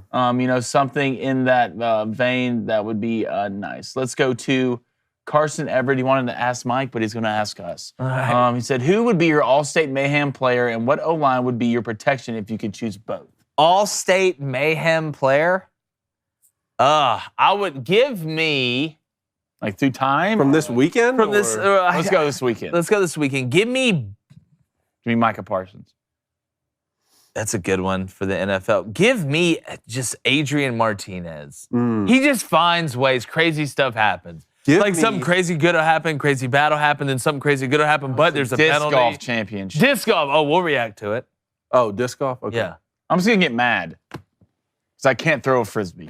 I can throw we need it's a video. just bad. It makes me feel unathletic. Wait, is that I don't the like same doing as the things that make me Mayhem, or feel is that a unathletic. different thing? No, it's a different thing. But the offensive line I'd take, give me Adrian Martinez, and the offensive line I'd take, man, I'm going to have to go chalk here. Give me Ohio State's offensive line. That left tackle, I think it's 77. You want to talk about 7-footer island? He probably runs it. He probably gets everybody to do what they're supposed to do. Like, hey, get to bed by 9 because I'm 8 foot tall on 7-foot tall island. Yeah. Mayhem player. How about Taysom Hill? Yeah, Okay, now, that's a great one. Now stick with me here. Hey, tell the Taysom camera, Hill tell is the camera. everything. NFL wanted Tim Tebow. This is a great take. I would say Mayhem player, Micah Parsons. Offensive line would be the Ravens' offensive line. The Ravens? I saw one guy pull, and literally I'm watching through a TV, and I'm over here trying to set the edge. I felt like that was the Bengals. I felt like the Bengals were pushing around. I got one for too. you. I got one for you. How about the Cleveland Browns offensive line? Yeah. That pin and pull game That's that they great. do and handing off to Nick Yeah, Chubb. I knew at some point. Man. No, I thought maybe you'd say the Chargers. Do we need to go ahead and get this out of the way? No, we'll wait till tomorrow. Okay. I don't want to talk about it. Okay. Cone has the best week of fantasy anybody's ever had. The team's Let's go starting to find Hummus themselves. Hero. Hummus was not a huge fan. The Hummus Hero. He said Doug was a terrible show. Get out. It just sounds mid. No. It just sounds super mid. No. I'm serious. There's some stuff I'm playing around about. I need you to Hummus. I need you to look at me. I need you to be 100% better. No. 100% better. Was Don't ever Hey disrespect Arnold Doug. better, though? Yes. It's tough. It's tough. No. Hey Arnold's Tough. better. Hey Arnold. Hey Arnold's better. Rugrats better. Look, Tommy Pickles did go hard, but the one I was always rooting Pickles. for Chucky. You're always Ed and Eddie was better. Ed and Eddie was stupid. Yeah. Was Anyways, stupid. Anyways, let's get to Major Yeah. League Baseball playoff before I get upset. Talking about Major League mid-takes. Baseball playoff. The Mets are out. The Mets are Look, out. I want to be the first one. Y'all revel. Y'all. I want to give me the Sarah McLachlan. Give me the Sarah. Oh, we're going Sarah right? yeah, I need Sarah. I want to be the first one to tell the Mets congratulations on a great season. Jacob DeGrom coming back, throwing fire. Max Scherzer may never retire. Chris Bassett. Chris blew it. Padres got a good squad. Yu Darvish came down from the spaceship. Look at it. Deep down, I know you guys are upset that you lost a 10.5 game lead. Hell, who wouldn't? You went 64 and 44 over that span. I wouldn't even be mad at Buck Showalter or anybody else. I'd be mad at yourselves. But again, it was a great year, and I hope you guys enjoy watching the Braves play on Tuesday for a chance to become back-to-back World Series champions. You may never get this opportunity again, but hey, guess what? At least you had it. and now you don't. For just And in 99. yeah, You could yeah, which is 2 easy month. steps. For $10.99. For $10.99 a month. Look, it's I'll tough. pretend to give this You money blew to it. us. You don't score a run in the elimination game. You don't score a run in the elimination game. Not one. Not one. You didn't really sniff it. Musgrove, not only that, you tried to accuse Musgrove of cheating. They went over there and gave Musgrove a physical. They did? Yeah, they're rubbing his ears. It was like they were giving like a Korean massage. They're like rubbing his ears, like while they're looking at him in the eyes. Deshaun Watson with a mustache on? Yeah. They fell apart, man. Dude, they did. I mean, let's be honest. You got to take your hat off to San Diego, though. I mean, the pitching staff came in and shoved. Shoved when you needed to. Padres are a problem. And Soto's not even hitting good. And you got Tatis is out there because of, I keep almost saying something else, but the ringworm medication. What do you almost say? Different type of. All right, look, I'll just say it. I was going to say herpes. I keep thinking that's what it is. I can't. I keep just want to say that in my mouth. I don't know. All right. It's not good. Ringworm herpes. But the Mets. I mean, can you just imagine, Cone? You got it. You got the division locked up where you get the bye. Mm-hmm. Then you blow a 10.5 game lead. Mm-hmm. Let me say that again. You blow a 10.5 game lead. Mm-hmm. Okay. Then you go into the wild card division, which you're hosting for 3 games. New rule, right? New phone. Who dis? New format. And you don't score a run in game 3. You don't win game 1 with Cat Eyes on the mound. Cat Eyes comes out and gives up, what, like 4 runs or something early? Just total anomaly from what we're used to. Then DeGrom, you already know what time it is when DeGrom comes in. Let's play a game called You're Out, Nice Season. I have a button for this. You have a button? Hit it. Wah. This is just disgusting. Don't let play the Braves. This is disgusting. This may be the whole show. Can we we'll play cancel this more than Tennessee plays Rocky Top like at any gathering. That's a lot. But so you did have the Padres move on. The Guardians moved on. 15 inning, no run affair until Oscar Gonzalez. The rookie. It's such a microcosm of the Guardian season. Nobody gave him a chance. They're the youngest team in baseball per player. And they're able to advance to go play the Yankees. I get it. You're going to play the Yankees. Season's probably over. But it's just such a cool story. Terry Francona, former Red Sox manager, coming back, reigniting the Cleveland Indians. I'm sorry. That's who they are. But you have a young team, a young guy to walk out in the 15th. And I thought the coolest part of what was said in the postgame from that Guardians Indians game, whoever, Cleveland baseball team, I'm just done. The I'm done with it. Guardians of the Galaxy. Terry Francona said nobody cared who got the hit, whether it was a young guy or an old guy. We just wanted the hit. Yeah. Like that to me, I feel like sometimes in baseball and in sports, you have to have talent, obviously. That's a part of it.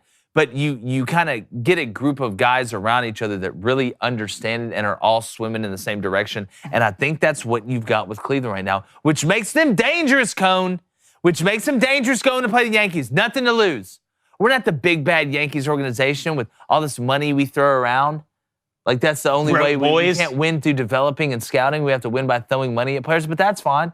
We'll do it through developing You're broke and scouting. if you want to say it. just don't get mad at us because you're broke. I'm not. Look, we're not. The Braves definitely ain't Development broke. and scouting. I'm not talking about the Braves. You're talking about business is booming around here. The commanding of the Indians. Yeah, we're not talking about the Commanders or the Guardians of the Indians or the Indians Guardians. Don't get mad at us because we're throwing cheddar around to these best players. Yeah, well, speaking of throwing cheddar, they got some guys on the mound too. Yeah. The Guardians as well. What about those Mariners? Yeah, I was about to say, talking about a young team. So they sweep the Blue Jays. And then also the Cardinals got swept. That one like hurt my feelings. That one surprised me. That one hurt my feelings a little bit. I thought the veteran guys were going to be able to come through. Got to take your hat up to the Phillies. At least somebody else in the NL East is doing it. You know, you got to give credit to the Phillies, but the Mariners, I think, is just a cooler story. I know I picked the Blue Jays to win the World Series at the beginning of the year. Made the playoffs. Could have been worse. Could not made the playoffs. I mean, you got what? You're at 5-0 in Game 2. Blue Jays at home. You just kind of relax. And what do the Mariners do? They do what they've done all year. They go in spurts. The Mariners are very spurty. They can score like 6 runs in an inning at any point in time. Typically, you have some teams you're like, all right, they've got to manufacture a couple runs. They've maybe hit a solo home run. Wow, they scored 4 runs in an inning. I can't believe it. The Mariners like, they just scored 8 in an inning. Or they just scored 9 runs in the last 2 innings combined. So in baseball, you never really know. I thought it was going to be a lot more chalky than it was. But you have the Mets losing at home. The Padres move on. the Guardians winning at home and moving on. You have the Cardinals losing at home and the Phillies moving on and the Jays losing at home and the Mariners moving on. Right now, guys, who do you like winning the World Series, Cam? Because it starts tomorrow. We're going to do our predictions. Braves. You like the Braves? I like the Braves. Who do you like, Blaine? Who you think? Mets are out. Who you think? Them pinstripe boys. The Yankees? All right, so it's the Yankees and Braves. All right. And hey, shout out to the Cardinals, Yadier Molina, too. I don't know if we're going to see him come back next year. I don't think we'll see Yachty. I don't think we'll see go-around. Pujols. I don't know if we'll see Wainwright. I don't know if we'll see Wainwright. Yeah. But you know what? I tell you wave. what you ought to do. You ought to take a pay cut. Just come over to Atlanta. You're from right around the street. Little swan song. Come back home. Could be a guy that could use next year. Wainwright? Wainwright, every now and then. He's been with the Cardinals too long, man.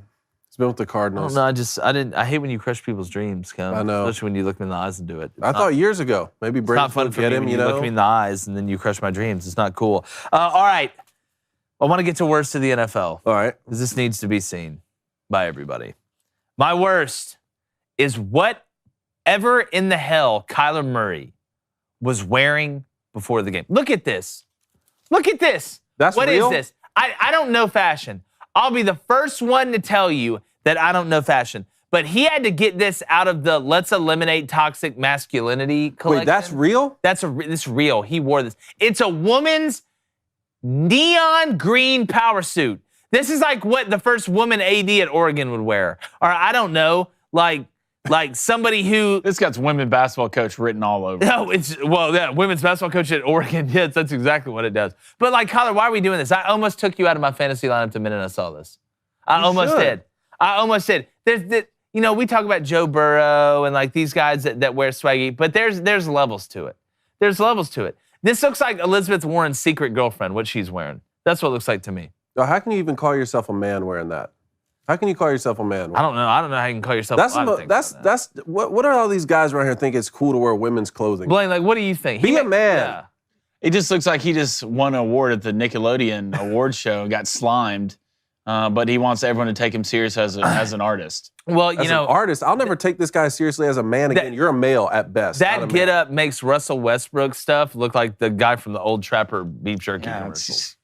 What got them lean on me? But who wore lean that? on me? And Russell Wilson gets made fun of. Yeah, You're wearing that, and Russell Wilson gets made fun Who of. wore Play it better? dog. It's the Oh, truth. no. Straight out of the Hillary Clinton playbook, man. Regardless of what you think about Hillary, that's her suit. That's her suit. That is her suit. Like Winston Churchill. That came from her closet. That 100% came from a closet. They're Looks friends. like I swear one of the Fanta girls wore that on a commercial one time. Like a Fanta commercial. I really do I thought want a that was Fanta? Photoshop. Yes, but I don't want to do that. I didn't think that was real. I thought it was Photoshop. No, that's 100%. When I sent that to you yesterday, that was 100% real, and I was trying not to puke in the corner knowing I had him as my fantasy quarterback. And we're not going to talk about fantasy today. I don't want to talk about it. We'll have time. We'll have time. I thought we were going to talk about it tomorrow. We got to wait till Monday night ends, right? So Travis that's Kelce right. can That's get right. 7 We don't want to points. get ahead of ourselves. We can right. No, we don't want to get So ahead. ask Travis mention Kelce. it. Travis Kelce can go dummy. You stop Clyde Edwards-Helaire. You projected 180 points at one point. It's ridiculous. Erroneous. It's one game. Yeah, I'd like to see it happen again. I'm right there with you. I'm right there I'd with you. like to see it happen again. Still going to be tied for the lead when we after I lose this game to County. I'm right now. I'm really Arkansas-ish. You're Arkansas right now? Arkansas-ish? That's not good. That's not good. That's not good. It's really. Are you more Kentucky right now, or are you more Arkansas? Your team's I don't know. banged up. We are banged up. We're Arkansas right now. Yeah. Catalan's out. A little bit of Washington. You know? I mean, They've been a huge disappointment. I mean, we're still dropping 140 a week and still losing with her guys. So, we'll see. And Hop still on the bench. So we'll see. It made a mistake to play James Robinson. It's not even a mistake. No, it's not. It's not. It's not my fault. It's not my fault. Not It's their fault. That's exactly right. James Robinson, you're going against the worst rush defense in the NFL. Damian Pierce is on my bench. Jaguars, one of the best rush defenses in the NFL. And, Damian Pierce gets 20. I'm worried about this quarterback situation. I got Jalen Waddle. I'm worried about this quarterback situation. Yeah. He had no chance to do anything in the game. Got Adam Thielen over there. I almost handcuffed you with Teddy Bridgewater to keep Jalen from going off. God, I wish you would have done that. Concussion first play after coming off of barely winning when I had Tua. Oh, there's get 2 no points. chance if anybody from Miami's team even had the slightest hint of something wrong with their head. I'm surprised he just didn't roll them in a bubble suit. Just take them off the sideline. What was the whole league? Remember Chris Olave? Chris Olave was knocked out. Yeah. Yeah, he was unconscious. Chris Olave was absolutely asleep. I was just thinking, like, what can we, like, first of all, football's always going to be violent, just the way of the road. So I get paid the big bucks. It's a violent sport. I was trying to think what we could help, and I know we do helmets and certain hits and stuff like that, and maybe I'm out of my mind. Well, probably am. But what if we just make the ground more forgiving? You get when you get more turned ankles and yeah, stuff what's like that. better, turning an ankle or a guy drilling on himself? We've gone to turf. We've gone to turf, and every running back complains, and that's how you blow out ACLs and blow out knees. Well, I understand. You know how I something think, better in turf. You know how I think you eliminate it? You know how I think you don't. No, you I don't think play there's any more always- football. No, you won't no more eliminate football. it. You'll never you're eliminate trying to it. make it better. But again, you're going to water it down to the point where it's not football eventually. I mean, look, you get paid. You want to know why you get paid what you get paid? Because you are on a field running full speed against other grown men running into each other. Gladiator. There's no way to look. make that 100% safe. There's not a doctor, there's not a scientist, there's not a physicist or math magician out there that can figure out a way to make it 100% safe. There are little things you can do. Helmet technology will always keep improving. Pad technology Yeah. and rehabilitation and understanding how the brain works will always keep improving. Having grown men on a field that's 53 1/3 yards wide and 100 yards long and playing a game that is super competitive, running into each other, you're never going to fully eliminate it. And it's just, you're going to have bad hits sometimes, you're going to have injuries. But when you sign that paper, not that you try and put somebody in harm's way all the time, you do as much as you can to relegate it, or you do as much as you can to try and bat it down, but you're never going to eliminate it. And once you get past that point, you just kind of realize, it is what it is. And if you are worried about it, then don't play. Nobody is forcing anybody to play. It's like they say, you can either read coverages good or read good, but the ones that do the best do both good. And speaking about good, I'm heading over while Blaine reads some Booster Club questions, I'm heading over to the board of Extreme Truth. Good weekend last weekend, guys. Ever since we put this Tennessee Reggie White thing down here, it's been going really, really good. So, Blaine, Booster Club, what's going on right now? I'm just sick of betting the NFL, I'm going to be honest. Emmanuel C, hashtag @Blaine, that's me, hashtag @Crane & Company, double hashtag, I love it. I'm cheering hard for the Yankees to win the World Series. It's disappointing as a fan to see a stat monster like Aaron Judge not winning a World Series. He really is the Bronx Bomber. Hey, we're not going to talk about it. All right? We're not going to talk about Think it. about Mike Trout. We're talking about Aaron Judge. Think about Mike Trout for a second. Let's get your back. That guy. Okay. Let's get your back. That guy's dying out there. Yeah, Mike, come to the Yankees. Feel free. Probably will. Yeah. But hey, we're not going to talk about it. We're 0-0. That's what we are. We're 0-0 right now. 0-0 Really need to lock it in. Ooh, the 0-0 mentality Really need to for lock the it in. Yankees? It's not going to be a walk in the park, guys. We're going to have to win some games, some close games. So we'll see. I'm not going to put any bad juju on it. Let's go. Guys, what's your thoughts on Chapman being dropped from the Yankees? You can't miss Friday workout with a bad excuse. Two problems. Number one, don't miss Friday workouts. Second one, if you're going to miss Friday workout, make up something good. Like, come on. Like, you can go in there and be like, Coach, I overslept. Be like, no, Coach, I was on the way. And there was this crash. There was a big crash. And there was this car full of babies that was on fire. I saved all of them. Then I looked to my left. There's a car full of puppies / baby. Saved all of them. Looked up. Man, I was 1:30, man. I had already missed it. So I decided, I didn't want to talk to the news because I wanted to give credit to another guy. You know what Aaron Boone would have said? You know what you just made? Not the biggest mistake. You made the best decision. Welcome to the roster for the ALDS. I love it. All right, let's go to Bethany Brown says, what about that Seahawks punter? I don't know if y'all saw that, but he tried to fake it The by dumbest himself. decision ever. Yeah. Like, look, I coached special teams for 7 years. Yeah. We had a read built in on the rugby. The rule was, if the edge is there and we like the look before the snap, we're going to go ahead and go. We'll move up. The shield guys who are moving with the rugby will move up and lead block. I don't know what got lost in translation, but in no way, shape, or form was the fake there or should have even been attempted. I mean, there's bad, and then there's, dude, what are you looking at? Like, at what point in your mind were you like, all right, this is going to be a good idea? I almost feel like one of his boys bet him that he wouldn't do it.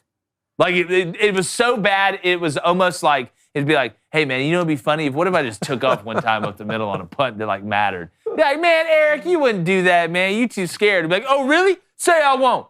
Put 1,000 on it. Put 1,000. All right, put 1,000 on it. And he goes and does it. Then he's on the sidelines like, I don't know what happened. All right, boy, what else? Let's go to Travis Elrod. He says, all right, guys, I want everybody's opinion. What is your go-to TV show comedy when you're in a bad mood? The Office. Arrested Development. The How I Met Office. Your Mother. You really like that one, huh? You really Hilarious. like that one. You're just always talking about it. It is hilarious. Emmanuel C. Hashtag Ask Crane and Company. Cone. What do you think of the Deontay Wilder fight this weekend? Man, look, I am not going to watch. I'm a little bit upset with boxing right now, especially during football season. I just wish that they would schedule these fights when it's not football season. Yeah. You know? It's like That's weddings. kind of how I feel. Because then I would watch for sure. But I'll tell you what, I would not get anywhere near the ring with Deontay Wilder. No. No. I wouldn't get near the ring with him or Sauron. I'd fight him. You'd fight him?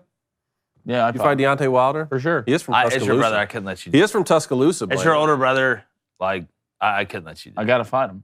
No. He looks at me and says, hey, we're going to You fight. want to talk about drooling? You'll be driving a van with your That's teeth. fine. I'll go. I do that anyways. What do you mean? I'll drive with your All hands. right. Last one real quick.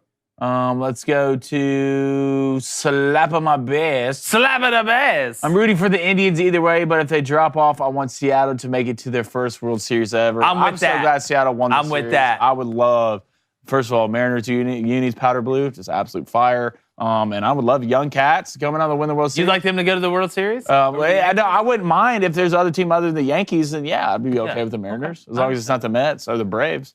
All right, hey, let's win some bets.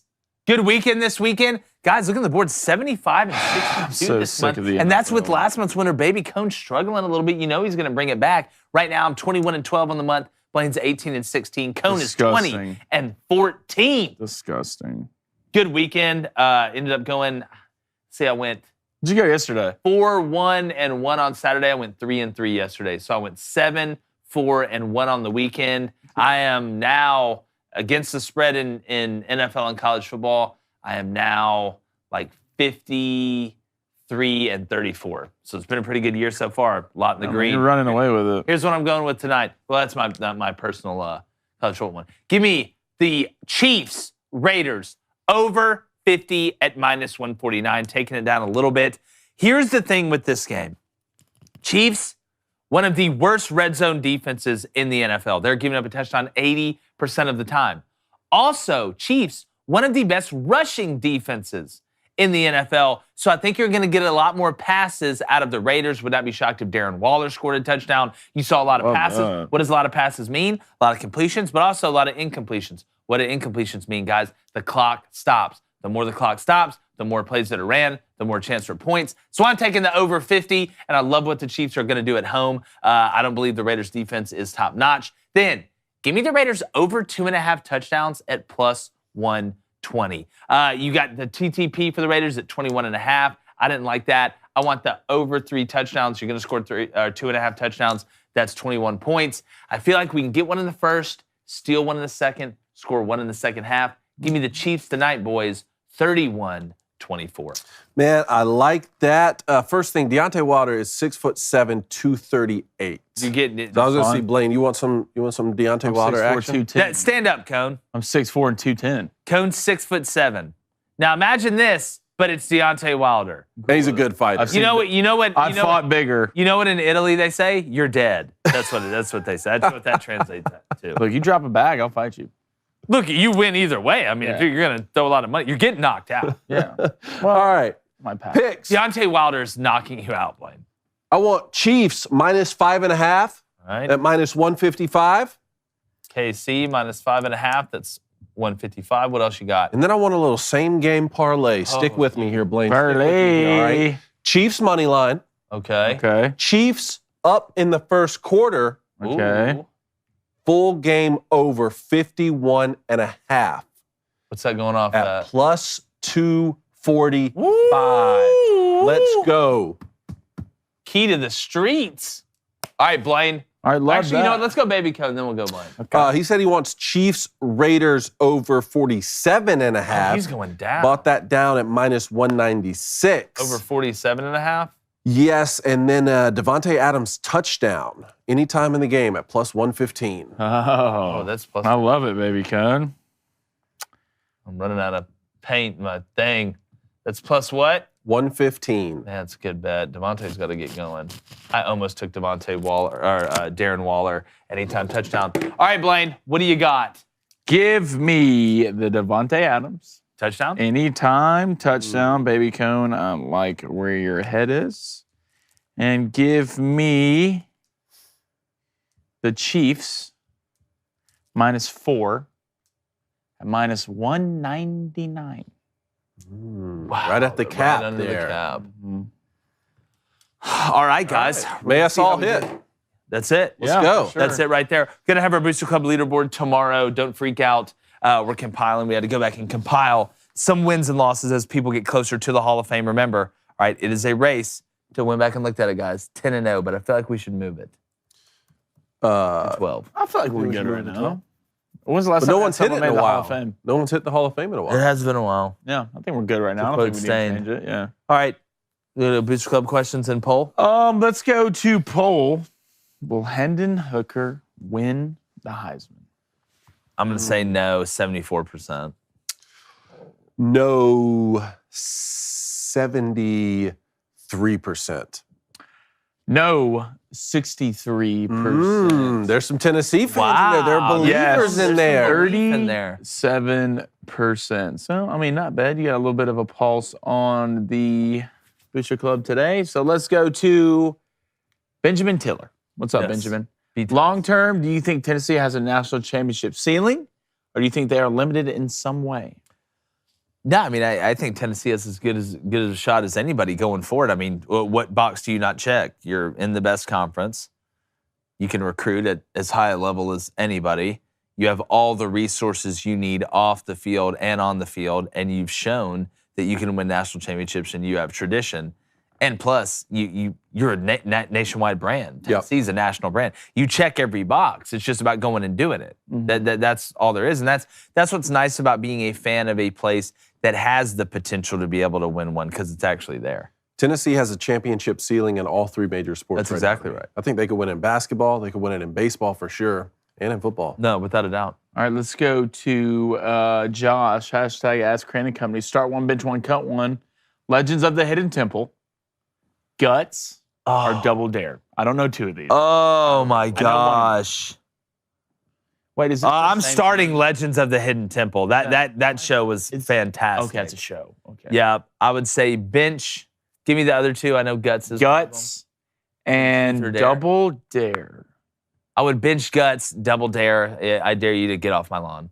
Okay, I'll go with whatever Jake said. Yeah. Okay, let's go to Travis Elrod. That's a good Hashtag Ask Crane & Company. What are your thoughts on Texas State beating Appalachian State, who beat Texas A&M? Yeah, I thought they were God's team, Blaine. You know, God works in Apparently mysterious ways. That was He weeks said ago. God works in mysterious ways. App State's fallen off a cliff. I mean, they've fallen off a cliff. I mean, here's the thing, though. Did you really? You got out of it what you needed to get out of it. Let's be honest. App State wasn't winning the Natty or anything. You beat A&M on the road. Party you host hard. game day and win on a Hail Mary. You think at that point, like, Sean Clark looked at the rest of the staff and was like, guys, nothing left to do. Like, I didn't care if we win the Sun Belt. So I wanted, as a Sun Belt fan, I wanted to be as good as possible. I want Marshall to continue to be good. I want App to be good. But I look at it, I'm like, Texas State beat them. That's a good sign. Yeah. That's a good sign for Texas State. I'm telling you, Sun Belt. Sun Belt, Fun Belt, baby. Teams leaving the American, watch out for the Sun Belt being next up. Remember, Sun All right, Texas Ed. All right. Which is worse? The Tennessee gunmetal gray or the Seahawks neon green jerseys? I like the gunmetal gray. I do too, so I have to go the neon green. Yeah, I've got to go the neon greens. I mean, I will say the Seahawks neon green's a lot better than whatever the hell Kyler Murray was Speaking wearing. of neon green, what about Dion green? Yeah, I was gonna say Neon green. Neon green. Our longtime fan of the show, one of the first ever fans we had going all the way back to the prehistoric days, if you know what I'm saying. Just got married recently. We want to tell Dion in Australia, congratulations. Congrats, I Mike. think. No, I'm just kidding. Congratulations. I hope you guys had an unbelievable wedding. We appreciate you, my friend, and I hope it's going good there. Down under. Go ahead, Connie. Two more on top of that.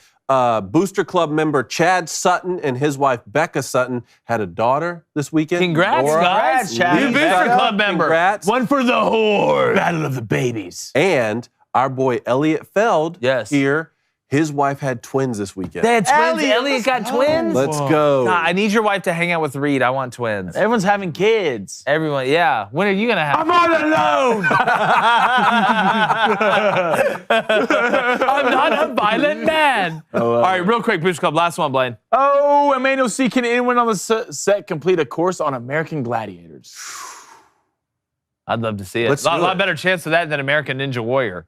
I could do both. You could not do American Ninja Warrior. And you could fight Deontay I didn't say Wilder. I'd make it. I didn't say I'd make it. You can show up there and attempt it. Well, I wouldn't. Anybody can do that. Like the American Gladiator, anymore, like are we fighting with swords? Like, I mean, what are we doing? Are we in an arena? Are we on? Does horses? anyone listening right now have a connect with that show? Yes. Where we could do the course. Yes. And film it as special content. You know what I want to do? You know what I want to do? I want to do that. What's the Holy Moly show? Where like Steph Curry with Rob Riggle and them on that. I'm gonna get on there. I don't know what that. Holy moly! You know what that is? I saw a couple previews. Okay, I have no idea. You don't know what Holy Moly is? They wouldn't let me is that watch a serious football. Question? Like you just looked me in the eyes and said, "Do I know what Holy Moly is?" No. No, I don't. Why would I know what that is? Was that a children's book? Because they wouldn't let you watch a basketball game last season without showing the commercial. The golf one, remember on the golf, right? Joe Tessitore Steph is just on needs to it, worry right? about Draymond Green Isn't beating it? up everybody on the team right now. Oh wait, we have that, don't we? We have a. Let's do that Should we tomorrow. do all our reactions tomorrow? Let's do the reactions tomorrow. We Let's have do a the bunch reaction of, and we tomorrow. have Shane Beamer reaction tomorrow. We Yes. have a bunch of them to get. Yes, to. there's some good ones. We got some good reactions there into that. Whatever horrifying Lemony Snicket outfit Kyler Murray was wearing.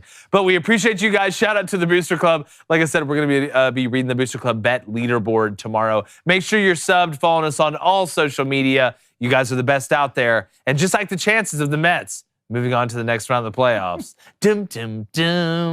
We're going, gone.